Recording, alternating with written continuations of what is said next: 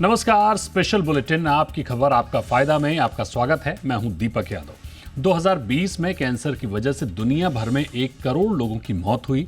भारत में lung cancer के मामले तेजी से बढ़ रहे हैं, लेकिन चिंता की बात यह है कि ऐसे लोगों में लंग कैंसर के मामले तेजी से बढ़ रहे हैं जिन्होंने ना तो कभी धूम्रपान किया और ना ही तंबाकू का सेवन किया।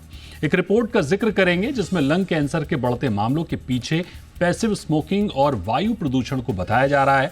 बारीक विश्लेषण करेंगे, एक्सपर्ट से जानेंगे कि आप इस जानलेवा बीमारी की चपेट में आने से कैसे बचें। लेकिन पहले ये रिपोर्ट देखिए।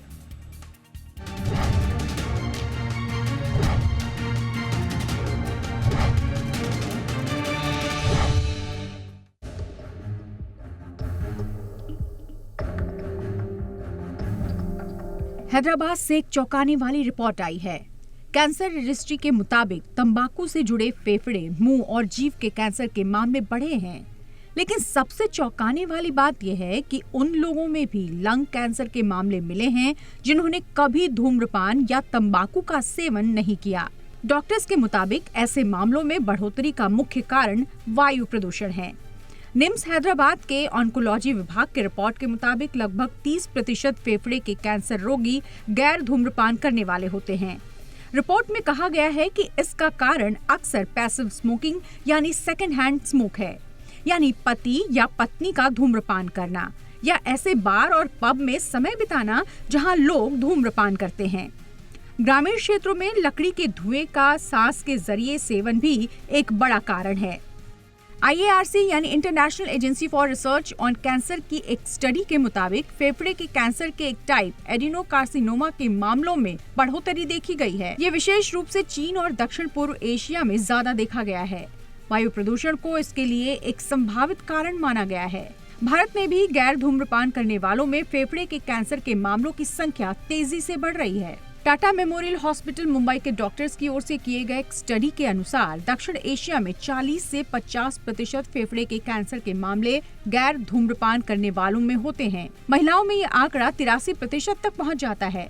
शहरी क्षेत्र में PM 2.5 जैसे सूक्ष्म कण वायु प्रदूषण के मुख्य स्रोत हैं। लैंसेट में प्रकाशित स्टडी में बताया गया है कि लंग कैंसर से होने वाली कुल मौतों में धूम्रपान न करने वालों का 5वां स्थान है। एशियाई देशों में ये समस्या तेजी के साथ बढ़ रही है। अगर इस स्थिति से बचना है तो सरकारों को तंबाकू नियंत्रण पर काम करने के साथ ही एयर क्वालिटी के सुधार पर भी काम करना होगा। ब्यूरो रिपोर्ट, जी मीडिया। तो साल दर साल ये कैंसर का दानव लगातार बड़ा होता जा रहा है। लाखों लोग इसकी चपेट में आ रहे हैं।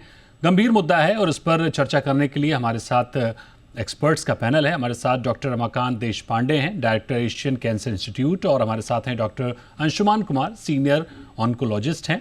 सबसे पहले डॉक्टर रमाकांत आपके पास आएंगे सर। आपसे समझना चाहेंगे कि जिस तरह से हम देख रहे हैं कि भारत में तेज़ी से फेफड़ों का कैंसर बढ़ रहा है, पूरी दुनिया में बढ़ रहा है, भारत में एक बड़ी चिंता देखने को मिल रही है, तो ओवरऑल ये कितना बड़ा संकट है और इस संकट से निपटने के रास्ते क्या है सर? देखिए, ये एटमॉस्फेरिक पोल्यूशन जो प्रदूषण है, ये बहुत ही डेंजरस चीज़ है। और ऐसे कहा जाता है कि बड़े शहरों में अगर आप रहते हैं तो बड़े शहरों का रहन सहन जो होता है, इसमें इतनी पोल्यूशन होती है, एटमॉस्फेरिक पोल्यूशन, कि ये कम से कम 20 सिगरेट स्मोकिंग किए के बराबर है। और ये ही आंकड़ा अगर आप दिल्ली जैसे शहर में जाएंगे जहाँ एटमॉस्फेरिक पोल्यूशन बहुत ज़्यादा है, तो ऐसे कहा जाता है कि ये 70 सिगरेट स्मोकिंग करने के बराबर है। तो इसमें समझ आ जाती है कि एटमॉस्फेरिक पोल्यूशन कितना डेंजरस है। तो ये क्यों डेंजरस है, क्या है? फर्स्ट इज, इसमें जो पार्टिकुलेट मैटर होती है, जो PM कहते हैं उसे, 2.5 से अगर छोटी है तो ये बहुत ज़्यादा खतरनाक होती है। और ये जो एटमॉस्फेरिक पोल्यूशन है, ये फेफड़े के अंदर तक पहुंच जाती है और ये डैमेज बहुत ज़्यादा करती है। DNA को डैमेज करती है, ऑक्सीडेटिव स्ट्रेस पैदा करती है, इन्फ्लेमेशन पैदा करती है और उससे कैंसर हो जाता है। दुनिया में कैंसर तो बहुत ज़्यादा है, डेवलप्ड कंट्रीज़ में बहुत ज़्यादा है, लेकिन अभी जो इंडिया जो डेवलपिंग कंट्री है, इसमें भी 60,000 से 80,000 नंबर तक न्यू लंग कैंसर देखा जा रहा है। बाहर जो होते हैं तो स्मोकिंग ये बहुत बड़ा कारण होता है लंग कैंसर के लिए, लेकिन सरप्राइजिंगली यहाँ इंडिया में 50% लोगों में कोई स्मोकिंग की, कोई टोबैको की कोई हैबिट हमें नज़र नहीं आती। और जब रिसर्च करने से पता चलता है कि पोल्यूशन जो है, जो बाहर हो या इवन किचन में, जो लेडीज़ में जो किचन में जो पोल्यूशन होती है, जो भाप वगैरह निकलती है, तो इसमें से जो ऑर्गेनिक केमिकल्स जो निकलते हैं तो इससे भी बहुत ज़्यादा डेंजर होते हैं। दूसरी है कि इंडस्ट्रियल जो एमिशंस होती है, एरोमेटिक एमिशंस, तो ये भी बहुत डेंजरस होती है। इसमें जो केमिकल्स होते हैं बहुत खतरनाक होते हैं।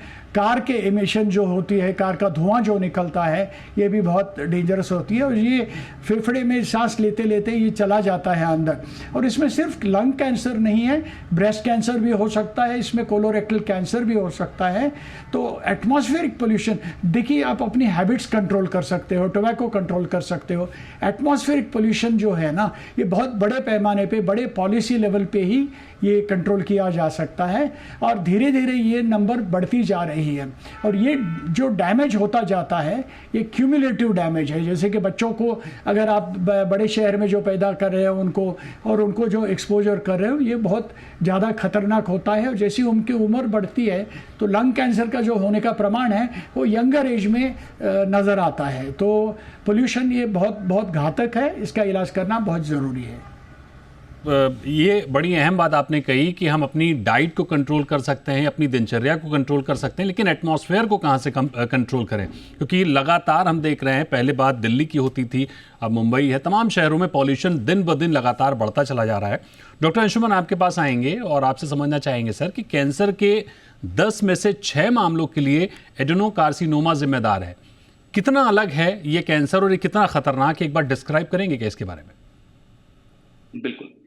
फेफड़े के कैंसर को ग्रॉसली 2 भाग में डिवाइड किया टाइप पे, non small cell lung cancer और small cell lung cancer. Adenocarcinoma non small cell lung cancer, मतलब इसकी जो प्रकृति होती है कैंसर की दूसरे कैंसर से अलग होती है। खास करके नॉन स्मोकर में होने वाले लंग कैंसर की चर्चा इसलिए बढ़ने लगी कि भारत में नॉन स्मोकर में जो लंग कैंसर होता है एक स्पेशल वैरायटी का होता है, जिसमें EGFR एक जीन समझ सकते हैं, इसका म्यूटेशन होता है, इसका बदलाव होता है कि जिस व्यक्ति ने कभी धूम्रपान किया ही नहीं, और वर्ल्ड प्लेटफॉर्म पे non smoker lung cancer female India करके अलग से कैटेगराइज किया गया। अब सोचिए कितनी बड़ी प्रॉब्लम रही होगी। दूसरी आपने बात कही कि पहले दिल्ली मुंबई में समस्या थी, बढ़ते आ रहे। एयर शेड करके एक कॉन्सेप्ट है, ये जब एटमॉस्फेयर में सस्पेंडेड पार्टिकल मतलब प्रदूषण का स्तर बढ़ेगा तो ये हॉरिजॉन्टली एक स्टेट से दूसरे स्टेट, क्योंकि इसको ना पॉलिटिकल बाउंड्री मालूम है, ना इसको ये मालूम है इस स्टेट का हूं दूसरे स्टेट में नहीं जा सकता हूं, इस कंट्री का हूं दूसरे कंट्री नहीं जा सकता हूं, तो ये बढ़ता गया। अब इसका इम्पैक्ट हमारे वातावरण पे कैसे दिखेगा? एयर विंड मतलब हवा की स्पीड कितनी है, टेम्परेचर कितना है, मॉइस्चर कितना है, और पोल्यूशन की मात्रा कितनी है। नीचे पोल्यूशन जनरेट हो रहा है, सस्पेंड होके एटमॉस्फेयर में रुका हुआ है। दिवाली का समय जब आता है, मौसम ठंडा होने, मॉइस्चर लेके पोल्यूशन सेटल डाउन होकर नीचे आता है, और जिसको हम लोग आमतौर पे स्मॉग कह के काम चला लेते हैं। Smog means smoke plus fog, यहां तक इंटरनेशनल टर्मिनोलॉजी ठीक थी। भारत में जो समस्या हो रही है उसका नाम मैंने रखा है पोलॉग। स्मॉग नहीं है, इसमें पोल्यूशन, स्मोक एंड फॉग तीनों का मिश्रण है, क्योंकि इसमें heavy metals, sulphur, nitrous oxide component, chemical matters और कैंसर कराने वाले तत्व तो नहीं। वायु प्रदूषण हिंदुस्तान में जिस लेवल का है वो कार्सिनोजेनिक है, मतलब कैंसर कराएगा। म्यूटाजेनिक, गर्भ में पल रहे बच्चों का DNA चेंज करेगा। ओबिसोजेन, मोटापा कराएगा, मतलब व्यक्ति कहेगा कि खाना तो मैं कम खाता हूं लेकिन मैं मोटा होता जा रहा हूं, दिल्ली मुंबई वालों का पोल्यूशन जिम्मेदार है। और डायबिटोजेन, डायबिटीज भी कराता है। तो आप समझ लिए कितनी बड़ी समस्या, और इसको सिंपली हम एयर पोल्यूशन कह के एक समय निकाल लेते हैं। हर साल वही डिस्कशन होता है, अक्टूबर से फरवरी तक हम चर्चा करते हैं, फिर ये शांति आ जाती है। तो करंट सिचुएशन ये है एयर पोल्यूशन। बिल्कुल, बड़ी बड़ी अहम बात आपने कही कि हम एयर पोल्यूशन कहकर और उसके आंकड़े दिखाकर समय निकाल देते हैं, और उसके बाद वो छोटा सा समय होता है दिवाली के बाद से सर्दियों का, और लगभग जनवरी तक, और उसके बाद में हम शायद एयर पॉल्यूशन को भूल जाते हैं। अगले साल हम AQI लेवल पर फिर से आते हैं, फिर से चर्चा करते हैं। लेकिन ये जो आंकड़ा है साल दर साल लगातार पॉल्यूशन की वजह से नॉन स्मोकिंग कैंसर बढ़ रहा है, ये चिंताजनक है। शायद इस पर ध्यान जा नहीं रहा है कि ध्यान दिया नहीं जा रहा है। जो भी हो, हमारे साथ इस समय एक और मेहमान जुड़ चुके हैं, सुशील मानधानिया, सीनियर मेडिकल ऑन्कोलॉजिस्ट हैं। सुशील सर, स्वागत है आपका जी बिजनेस पर। नमस्ते। मेरा आपसे सवाल सर ये होगा कि कैसे पता चले कि शरीर या हमारा फेफड़ा इस तरह की जो नए तरह का कैंसर है इससे इसकी चपेट में आ रहा है? क्या संकेत मिलते हैं, कैसे पता चले? बहुत अच्छा प्रश्न है ये, क्योंकि आप देखेंगे कि लंग कैंसर एक बहुत बड़ी मात्रा में पाया जाता है और मोस्ट कॉमन कैंसर है वर्ल्ड में, और अप्रोक्सीमेटली 20 लाख के आसपास मरीज होते हैं लंग कैंसर के। इंडिया में नियरली 2,30,000 के आसपास न्यू मरीज है, और उसमें से नियरली 53% डेथ हो जाती है, मुझे 1,25,000 के आसपास। तो इसका मतलब ये है कि ये डायग्नोसिस होता है, लेट होता है, जिसके कारण इसके डेथ रेट बहुत ज्यादा है, और इसके जो सिम्टम्स होते हैं वो काफी लेट अवस्था में आते हैं। इसलिए जनरली ये जो देखा जाता है, हमारे जो OPD पेशेंट्स हम देखते हैं तो बहुत सी बार डायग्नोस बहुत एडवांस स्टेज में आते हैं। अब इसके लक्षण कैसे समझना ये बहुत इंपॉर्टेंट है, क्योंकि इसके लक्षण जब आते हैं तब ये बीमारी ऑलरेडी बहुत एडवांस हो चुकी होती है। जैसे कि कफ, एक सरी का खांसी होना, बलगम में से, खकार में से खून निकलना, दम लगना, आवाज में फर्क होना, हॉर्सनेस, आवाज में चेंज आ जाना। जब कैंसर बहुत बढ़ जाता है तो धाप लगना, सांस फूलना शुरू होती है, क्योंकि छाती में पानी जमा हो जाता है। और उसके बाद जब एडवांस हो जाता है, जैसे हड्डियों में फैल गया तो हड्डियों में बैक पेन हो रहा है, कमर में दर्द हो रहा है। अगर ब्रेन में फैल जाता है तो कई बार सर दर्द होना, उल्टियां होना, चक्कर आना, कन्वर्सन झटके आना, ये काफी एडवांस स्टेजेस में। हमारे पास एक डेटा है जो हॉस्पिटल का हमने देखा है कि नियरली आउट ऑफ 100 पेशेंट जो लंग कैंसर के डायग्नोस होते हैं या रेफर होते हैं, नियरली 90% प्लस जो कैंसर होते हैं बहुत एडवांस स्टेजेस में होते हैं। और ये अर्ली स्टेज में हमने देखा कि उन्हीं में पकड़ में आते हैं जिनमें कि किसी कारणवश CT स्कैन हुआ। जैसे इसका हमने बहुत खास उदाहरण देखा था कोविड के दौरान। कोविड के दौरान काफी लोगों में CT चेस्ट किया गया था कोविड को डायग्नोसिस के लिए। तो ऐसे वक्त में हमारे पास 7 से 8 मरीज ऐसे आए थे जिनमें एक असिम्प्टोमेटिक लंग में गांठ थी, जिसको डायग्नोसिस पे बायोप्सी करने के बाद पता चला कि लंग कैंसर है, और जो क्योर हो गया सर्जरी करके। तो दैट मीन्स कि ये जो कैंसर के जो सिम्टम्स है ये बहुत ही लेट अवस्था में आते हैं, और ऐसे कई बार ऐसा होता है कि जब हमको जानकारी मिलती है बीमारी की, उस समय तक काफी लेट हो चुका होता है इन टर्म्स ऑफ क्योर। तो इसके लिए हमें एक चीज ये ध्यान रखनी पड़ेगी कि हमें इसके रोकथाम पे बहुत जोर देना पड़ेगा कि स्मोकिंग की जो सबसे मेन प्रॉब्लम है इसमें स्मोकिंग है। दूसरा मेन प्रॉब्लम है air pollution. Nearly 29% of the world के जो लंग कैंसर के डेथ्स है बिकॉज ऑफ पोल्यूशन से एट्रीब्यूटेड है, और नियरली 90 लाख डेथ्स जो वर्ल्ड में होते हैं they are attributed to the industrial और एयर पोल्यूशन। उसमें से 29% लंग कैंसर के हो गए। तीसरा होता है कि स्मोकिंग रोके, सेकंड हैंड स्मोकिंग को रोकना बहुत जरूरी है हमारे लिए। और साथ साथ में देखना जरूरी है कि भाई जो जेनेटिक फैक्टर्स भी उसमें होते हैं, किसी किसी को ऑलरेडी रेडिएशन मिला हुआ है छाती में, तो ऐसे वक्त में इनमें लंग कैंसर की समस्या होने की चांसेस ज्यादा रहते हैं। तो सिम्टम्स काफी लेट अवस्था में आते हैं, जागरूकता रहना बहुत जरूरी है। बड़ी बड़ी अहम बात आपने कही सर, जागरूकता बहुत ज़रूरी है। और जो आपने बचाव बताए, हम पहले भी हम इसी पर जिक्र कर रहे थे कि हम अपनी डाइट ठीक कर सकते हैं, दिनचर्या ठीक कर सकते हैं, अगर संकेत मिलते हैं तो उसका इलाज करा सकते हैं। लेकिन एटमॉस्फेयर का क्या करें, पोल्यूशन का क्या करें, उसका तो हम कुछ नहीं कर सकते। तो ऐसे में लाखों करोड़ों लोग मेट्रो शहरों में रह रहे हैं, पॉल्यूशन झेल रहे हैं और इन बीमारियों को आमंत्रित कर रहे हैं, जिसका कोई हल फिलहाल तो नहीं दिख रहा है। एक छोटे से ब्रेक के लिए रुकेंगे, जल्द लौटेंगे, उस चर्चा को आगे बढ़ाएंगे।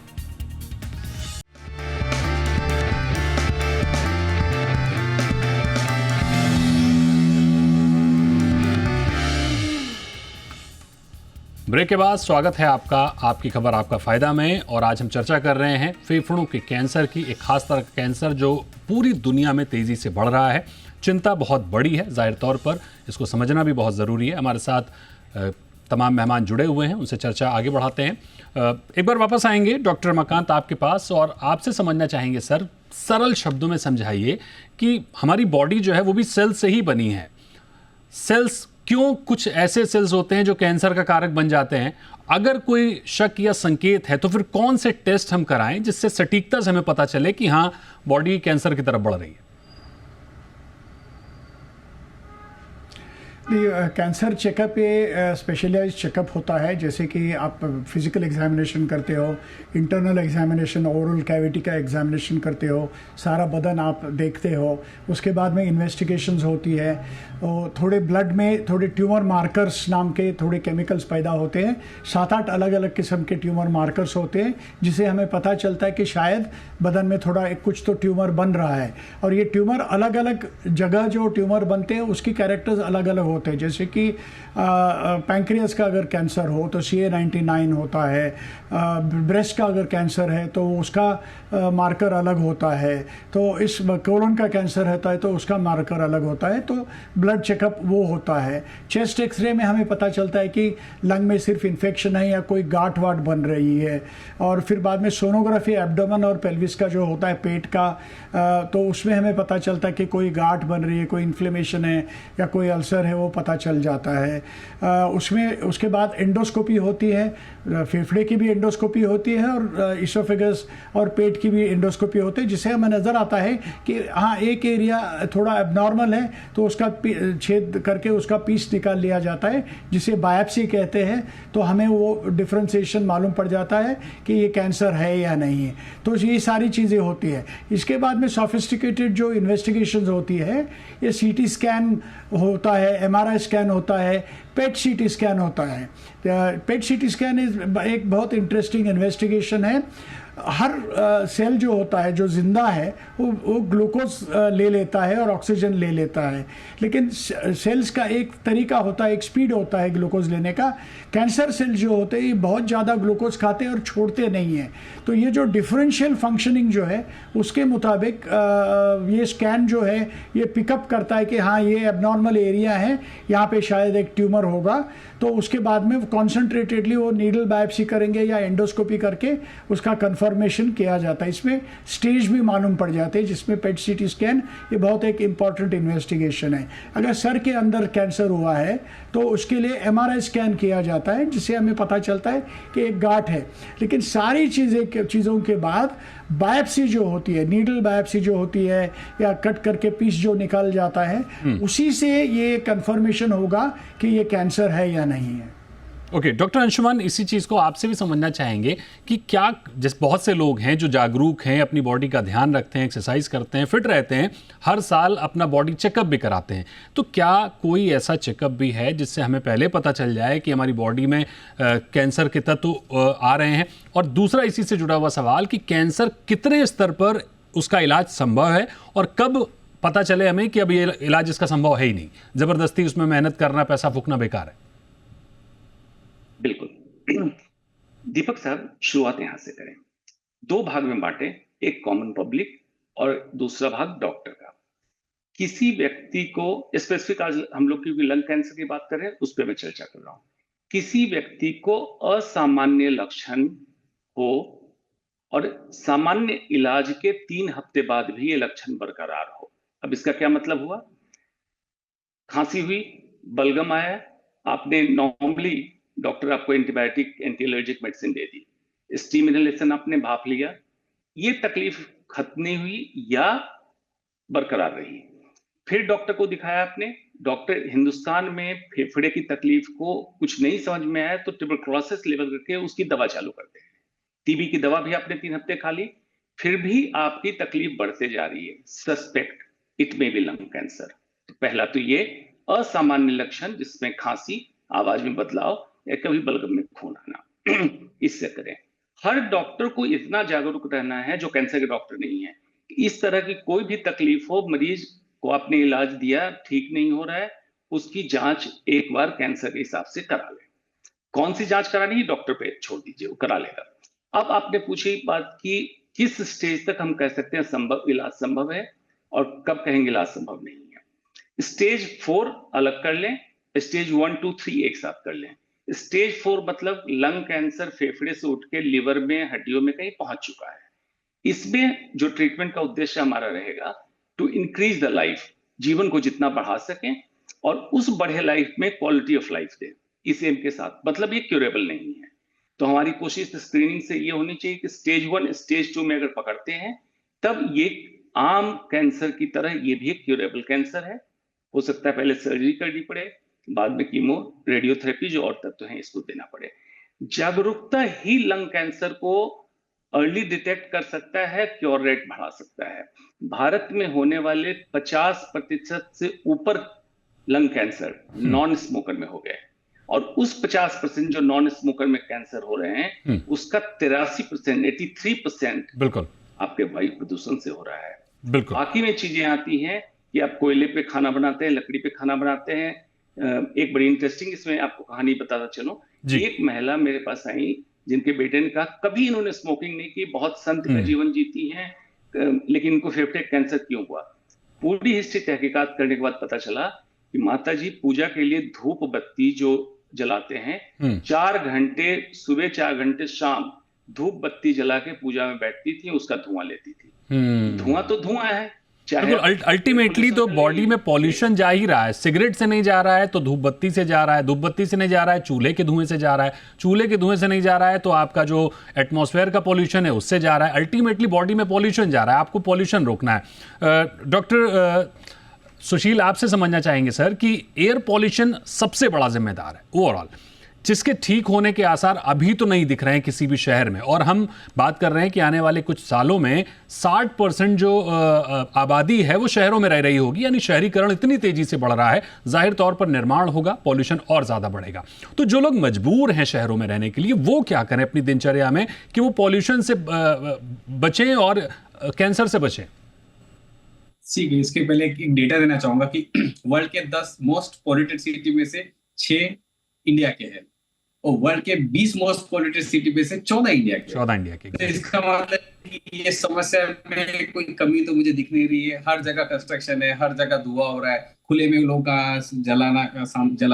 कचरा जला लेते हैं। जिस तरह से इंडस्ट्रियल का जो नॉर्म्स है वो बिल्कुल ठीक है। अब सामान्य आदमी क्या करे इस चीज के लिए, तो इसमें काफी कुछ सिस्टमैटिक चीजें हैं कि अगर धूल बहुत ज्यादा है, धुआं बहुत ज्यादा है, तो आपको एक अच्छे क्वालिटी का मास्क यूज करना चाहिए जब भी आप बाहर जाते हैं, जिससे कि ये अननेसेसरी जो है PM 2.5 का जो पार्टिकुलर मैटर 2.5 के जो पार्टिकल्स है जिसमें केमिकल है, जैसे PAH बोलते हैं इसको, polycyclic aromatic hydrocarbons and nitrosoureas, these are the 2 most common carcinogens which causes the industrial या पोल्यूशन इंड्यूस्ड मैलिग्नेंसी।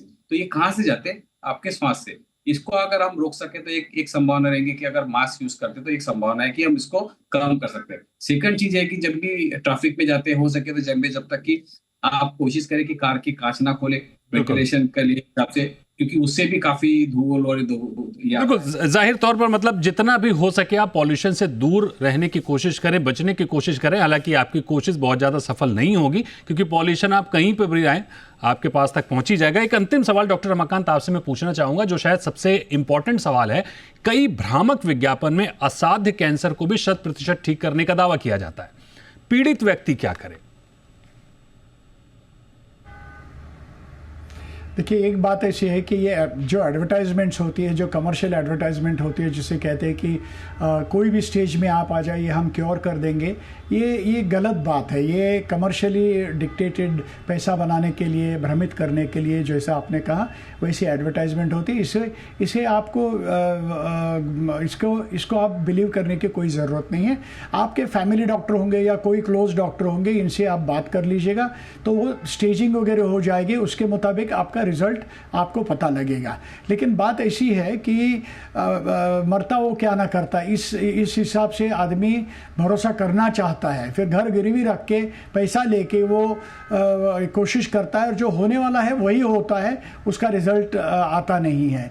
दुर्भाग्य से क्या है, आज हमारे लॉज जो है या ऐसे लोगों को उतना पनिश करने के सक्षम उतने नहीं है। हाँ, एक्शन ज़रूर होती है, लेकिन मेडिकल एसोसिएशन जो है वो नॉन मेंबर्स को कोई शिक्षा दे नहीं सकती। और दुर्भाग्य से बहुत सारे ये लोग ऐसे होते हैं जैसे ये डॉक्टर नहीं होते, ये शायद डॉक्टर के लिए इनका एक्सपोजर भी नहीं होता, लेकिन वो सिर्फ ये तो बिल्कुल सरासर फ्रॉड है और पैसे निकालने का एक खेल है। बिल्कुल, यानी सबसे इंपॉर्टेंट चीज़ है कि एक तरफ जहां पूरी दुनिया में वायु प्रदूषण की वजह से फेफड़ों का कैंसर लगातार बढ़ रहा है, तमाम तरह का कैंसर लगातार बढ़ रहा है, तो वहीं दूसरी ओर बहुत से ऐसे भ्रामक विज्ञापन भी हैं जो आपको दावा करते हैं कि वो ठीक कर देंगे। इस तरह के भ्रामक विज्ञापनों में भी ना फंसें। अगर आपको शंका है, आपको संकेत मिल रहे हैं, तो आप उसका प्रॉपर इलाज कराएं, डॉक्टर की सलाह से आगे बढ़ें। और फेफड़ों के कैंसर की जिस तरह से पूरे देश में या पूरी दुनिया में बढ़ रहा है, सबसे इंपॉर्टेंट है जागरूकता और सबसे इंपॉर्टेंट है अपनी दिनचर्या आप ठीक रखें। एटमॉस्फेयर का आप कुछ नहीं कर सकते, वो काम सरकार को करना है। अब सरकार कब करेगी ये तो देखने वाली बात होगी। बहुत शुक्रिया करेंगे आपका डॉक्टर रमाकांत, डॉक्टर अंशुमन और डॉक्टर सुशील हमारे साथ जुड़ने के लिए और हमारे दर्शकों को कैंसर पर स्पष्ट रूप से ये सरल तरीके से उनके सवालों के जवाब देने के लिए। और इसी के साथ आपकी खबर आपका फायदा में वक्त है एक ब्रेक का। ब्रेक के बाद भी खबरें लगातार जारी हैं। अब बने रहिए जी बिजनेस पर।